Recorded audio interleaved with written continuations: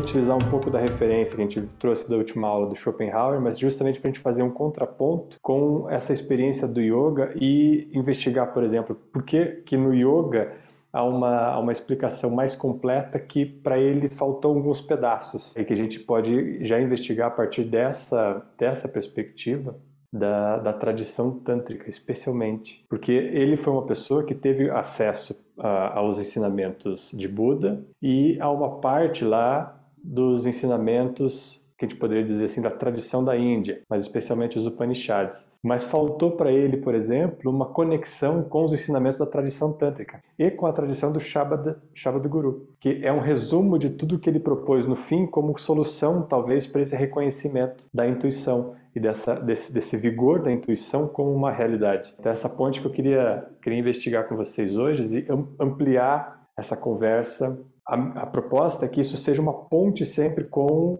o que o yoga traz. Então a gente possa fazer esses paralelos e a partir dessa compreensão, que às vezes para a gente é mais... como são pensamentos que surgiram já num ambiente estruturado pela razão, ou numa sociedade que veio estruturada pela razão, faz mais sentido para a gente partir desse ponto e aí se abrir. Para algumas pessoas podem fazer isso, né? Então pode ficar mais fácil essa compreensão, essa abertura. E aí eu vejo que é interessante a gente investigar um tanto mais, sem nenhuma pretensão, como eu disse nas últimas aulas, de explicar pensamento de ninguém. De novo eu faço esse aviso aqui inicial, não estou tentando explicar pensamento de ninguém, o que eu estou tentando trazer é luz sobre o yoga a partir de paralelos que nós possamos fazer e dessa proximidade com alguns conceitos e com algumas visões que a gente usa livremente para compreender o que a gente vem trabalhando aqui, que de fato é o yoga e é a visão do yoga sobre esses pontos. Mas eu queria retomar para que a gente pudesse entender que na última aula, por exemplo, então eu comentei dessa estrutura que Schopenhauer propôs e que nessa perspectiva dele, do reconhecimento da realidade como tal, a única ferramenta que o humano teria para reconhecer ela seria a intuição, e a intuição como sendo o próprio si mesmo, né? a própria instância de realidade, aquilo que é real em nós e no momento. Então, assim, é a percepção do momento real, a intuição. Isso é muito valioso para a gente. E eu comentei depois eu fiz uma pequena ponte com uma extensão já, né, avançando um pouco mais na linha de pensamento dele,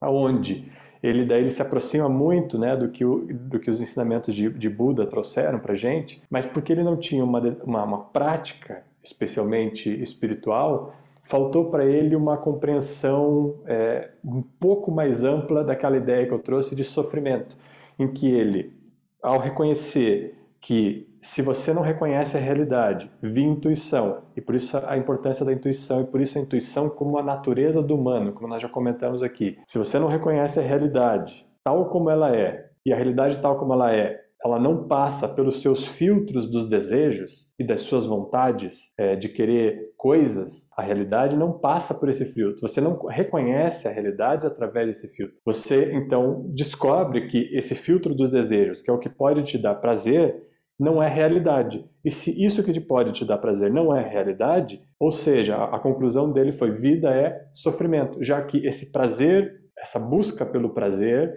é um filtro do qual a gente não pode se utilizar para reconhecer a realidade. O filtro que poderia ser possível é o da dor e o do sofrimento, mas não como algo ruim, simplesmente ele caracterizou essa dor e esse sofrimento como a constatação daquilo que é real, né? E que para ele era dor e sofrimento. Então ele traduziu dessa forma. E aí ele propõe, na ótica dele, que ao reconhecer essa dor e esse sofrimento em você mesmo, por reconhecer que todos são emanação de uma mesma fonte, vamos colocar assim, usando já a nossa linguagem, é uma emanação de uma mesma fonte, há essa dor e esse sofrimento em cada um, e nesse instante é possível você se conectar com os outros via compaixão. E aí aquela ponte que nós temos feito bastante aqui do 6 e do 4. Essa ponte aí que ele filosoficamente propôs isso, e isso é muito interessante. É realmente muito valioso o local onde ele chegou via simplesmente investigação filosófica. É muito longe o lugar onde ele chegou. Então é muito interessante a gente avaliar isso. Mas para a gente entender um pouco mais isso, eu queria dar um passo para trás para entender, por exemplo, a premissa que ele usa para dizer que o mundo tem uma parte que é essa leitura que nós fazemos do mundo. E, por exemplo, para ele, provavelmente ele nunca teve acesso aos Yoga Sutras, porque também explicaria para ele coisas que ele deixou de lado, justamente porque a gente teve acesso aos Yoga Sutras. Essa ideia da percepção e da interpretação a partir de um filtro já impregnado por sujeira, vamos colocar assim, já nebuloso, e que reconhece a vida já de uma forma equivocada, que a gente faz aqui a ponte com os nossos campos da consciência. Então, quando os campos da consciência estão empoeirados, a sua percepção da realidade é equivocada, você não percebe a realidade. E essa percepção da realidade promove na gente os vrittis, que são essas formas que a gente vai se identificar e vai dar uma noção de nós mesmos a partir dessa percepção equivocada. Mas Schopenhauer, no caso, ele utiliza, ele se apropria do ensinamento, como eu falei na última aula também, e eu, digamos assim, dividi um tanto esse ensinamento de Kant, mas de uma forma muito rápida. Mas Kant que é o filósofo onde ele se apoia nessa teoria para trazer essa percepção da realidade através da intuição, Kant vai propor o seguinte, que a manifestação da vida ela se dá de duas formas. Ela se dá na realidade em si, que ele chamou de númeno, então, assim, a própria realidade acontecendo, e a interpretação dessa realidade, que ele chamou de fenômeno, que é a representação. E que Schopenhauer depois tem um livro dele que é interessante, sugiro que vocês tenham oportunidade de ler, se não me engano esse é o título do livro, O Mundo como Vontade e Representação. Porque ele dá o nome de vontade, essa estrutura que é uma emanação da realidade, o númeno, e dá a representação a nossa interpretação, que seriam os fenômenos. Então, enquanto para Kant o mundo é só fenômeno, porque Kant compreendia que se você não tivesse a estrutura mental para reconhecer e para interpretar o númeno, mas você interpreta como fenômeno, tá? O númeno ocorre e para ele tanto fazia se existia a realidade ou não existia, o que para ele era importante, para Kant, era a percepção do fenômeno, a interpretação do fenômeno, que ele relacionou profundamente com a estrutura mental. Então, para ele, o humano só existia à medida que a mente existia e podia interpretar a realidade como fenômeno. Então, para ele, o que existia para o humano são os fenômenos, são as interpretações que ocorrem na mente. E isso, em boa parte, é uma realidade, porque nós estamos, digamos assim, aprisionados dentro das interpretações da mente. Mas é isso que Patanjali vai dizer, que yoga é o momento onde essa interpretação do mundo via mente cessa como noção de si, como ferramenta de dar sentido a si mesmo a partir disso. Quando você para de usar essa interpretação da vida, o que Kant chamou de fenômeno, a partir da mente, e você ultrapassa essa ideia, então você se conectaria daí com o númeno, né, com a realidade, e que para Schopenhauer isso também era uma possibilidade, para Kant não era. Para Schopenhauer era justamente porque ele teve acesso a ensinamentos que vieram do Oriente. O que para nós é interessante fazer essa ponte com o yoga.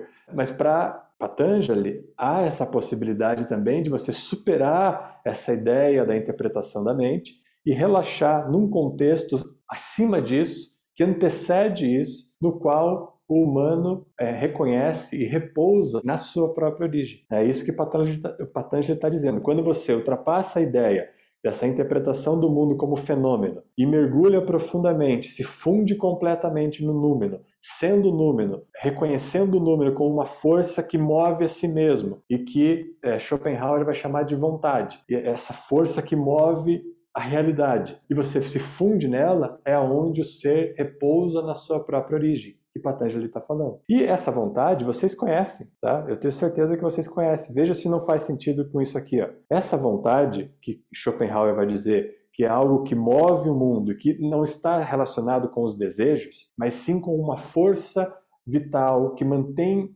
toda a lógica da vida acontecendo. Ele chama essa vontade de vida. Poderíamos assim nos apropriar desse termo para dizer isso, porque a própria força é o movimento da vida. No que no yoga nós chamamos disso? Alguém lembra aí? O que se parece com o yoga, essa vontade? Veja que interessante, isso é prana.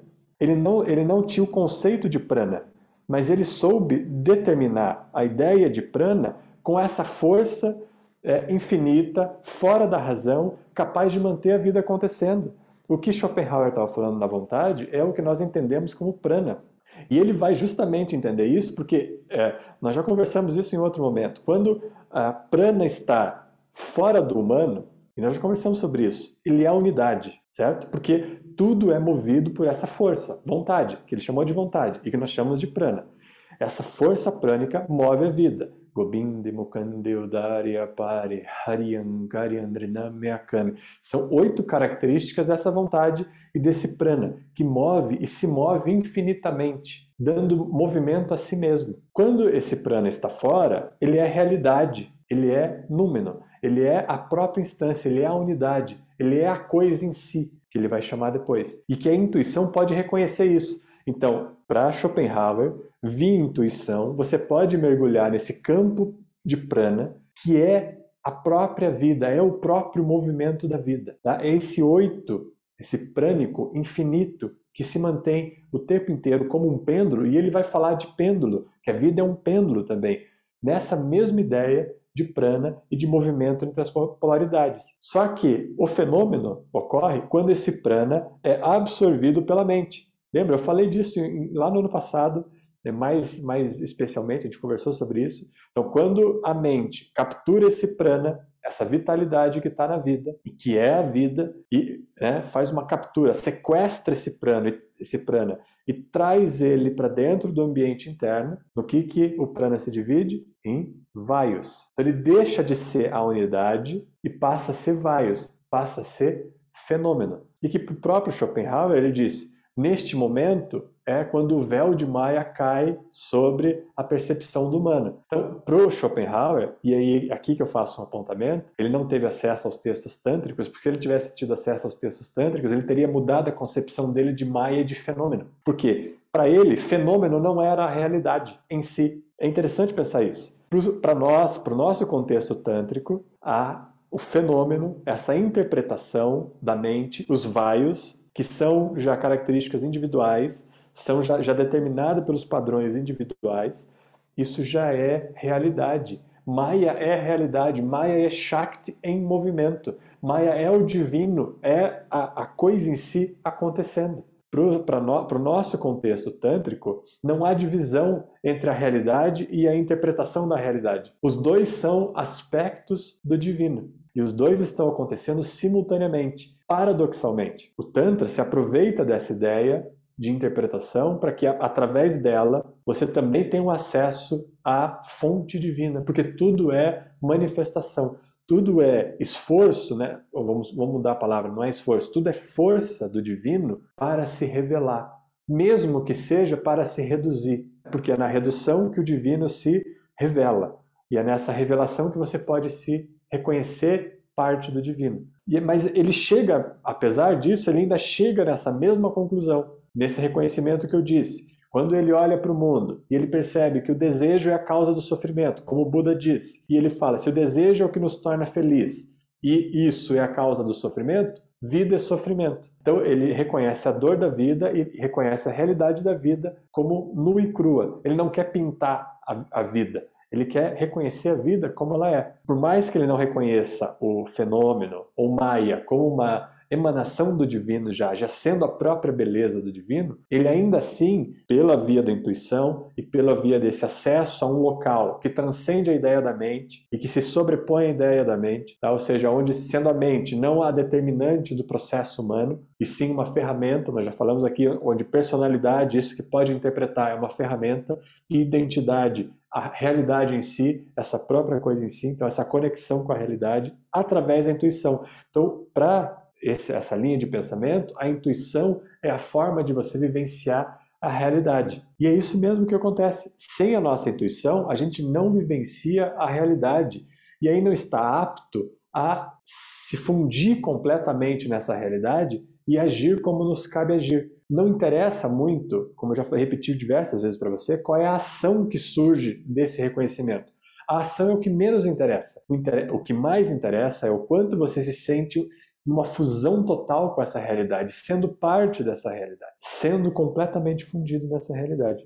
E a solução que Schopenhauer dá para esse reconhecimento, ele dá 3 caminhos possíveis para esse reconhecimento. Primeiro, numa leitura, que eu diria assim, em certa medida equivocada dos ensinamentos de Buda, porque ele assume que Buda ensinou que você precisa fugir do desejo. E Buda não falou isso. Como a constatação é a mesma, que o desejo é a causa do sofrimento, para ele foi lógico pensar, e porque ele tinha provavelmente uma construção intelectual sustentada na tradição cristã, e numa tradição cristã equivocada, que vai lidar com essa ideia de desejos e prazeres de uma forma já deturpada, não entendendo muito bem essa lógica da busca pelo prazer como noção de si e não o problema com o prazer. Não há nenhum problema com o prazer, e sim com o quanto você dá noção para si mesmo a partir deste prazer ou a partir desta dor. Se você sente tanta dor, você se sente alguém com uma dor muito grande. Se você sente um prazer, você sente alguém com um prazer muito grande. Então, a questão está mais relacionada com a noção que a gente dá para nós mesmos a partir dessa busca pelo desejo. E não com o sentido do prazer poder ser vivenciado na vida.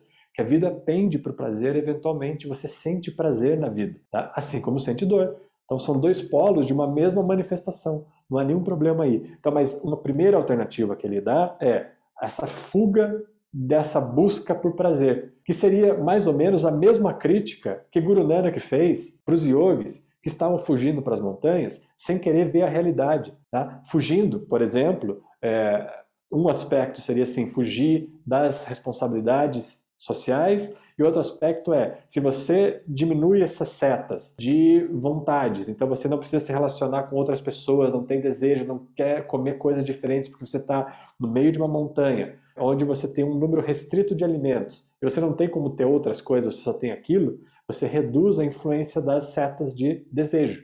Então você cria um ambiente mais, entre aspas, aí, protegido em relação a essa vontade de querer coisas, porque você já foi distante o suficiente para não ter que estar perto de coisas que você gostaria de querer. Essa é a mesma crítica que Guru Nanak faz. Ele fala para você não precisa fugir do sofrimento. Então, Schopenhauer diz que uma solução seria fugir do sofrimento.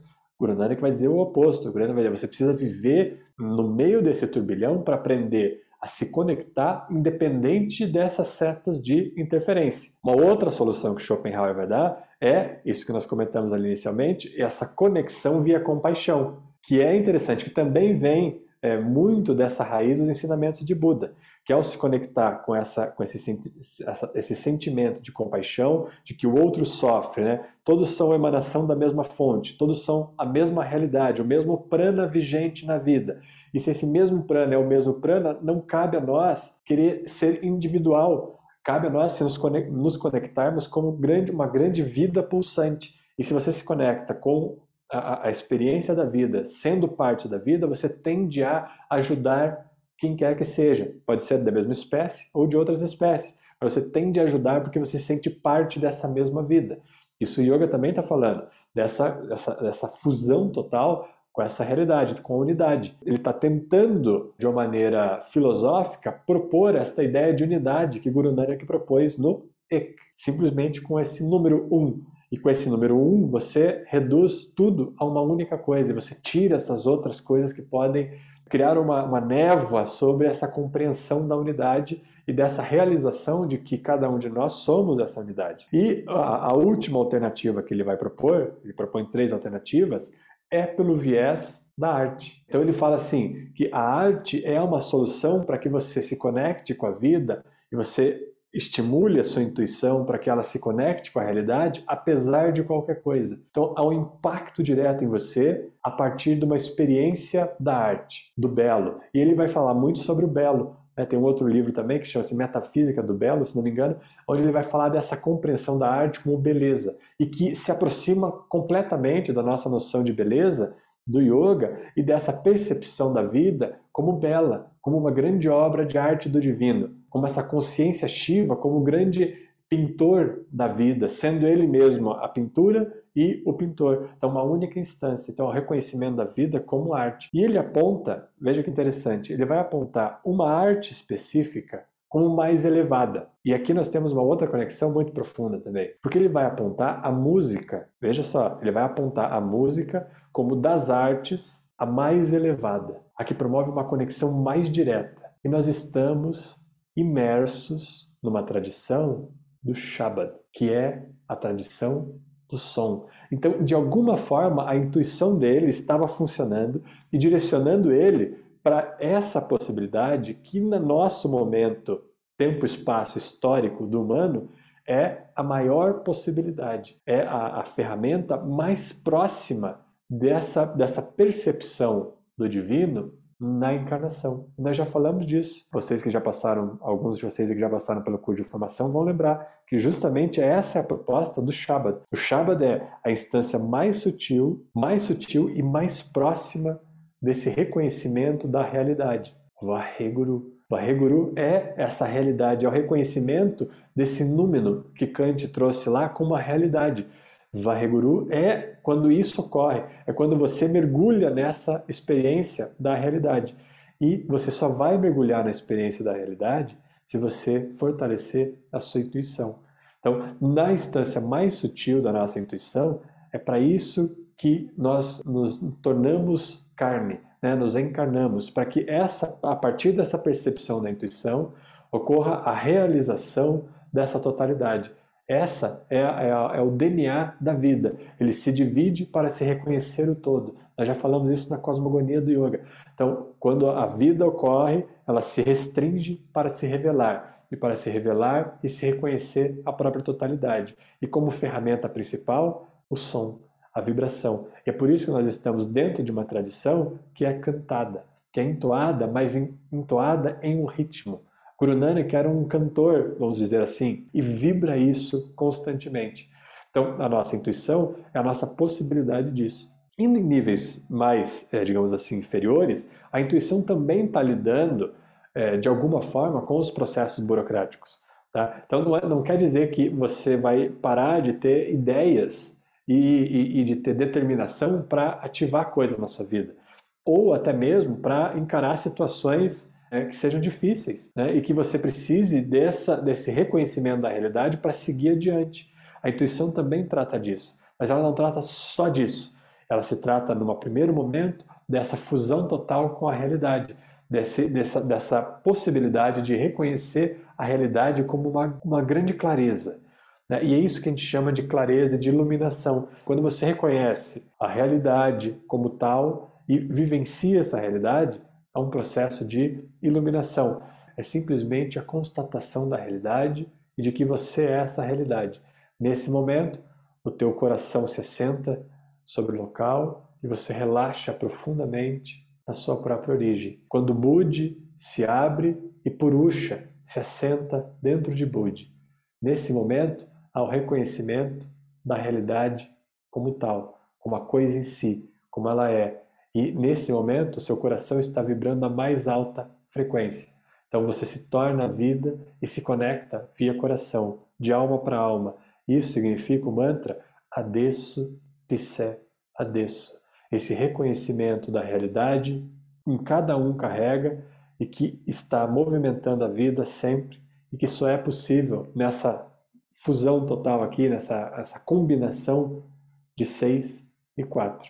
Então, a intuição precisa do suporte do coração para reconhecer a realidade. Se não tiver o suporte do coração, não há reconhecimento da realidade. Há muito mais processo intelectual, racional, do que realeza, do que realidade, de reconhecimento dessa possibilidade pulsante da vida, prana, ou dessa, como disse Schopenhauer, vontade. Isso que move e que está impregnado, seja em nós, numa pedra, nos rios, nas árvores, na natureza, em qualquer lugar. Em qualquer lugar, isso está movendo a vida. E quando você reconhece que essa vida se move em todo lugar, ela se move em você e você faz parte disso. E é nesse momento que você pode reconhecer com uma experiência, e não como um processo intelectual, essa unidade. E é isso que Guru Nanak propôs, e é isso que esses filósofos tentaram propor nas suas melhores possibilidades, é isso que nós estamos experimentando aqui via experiência. É por isso que nós temos feito tantas práticas intensas para poder reconhecer e olhar cada aspecto da nossa vida, cada aspecto da nossa vida. Você não vai fugir de nenhum aspecto da sua vida. Cada aspecto, e você reconhece aquilo como uma realidade, mas uma realidade que se assenta sobre o coração.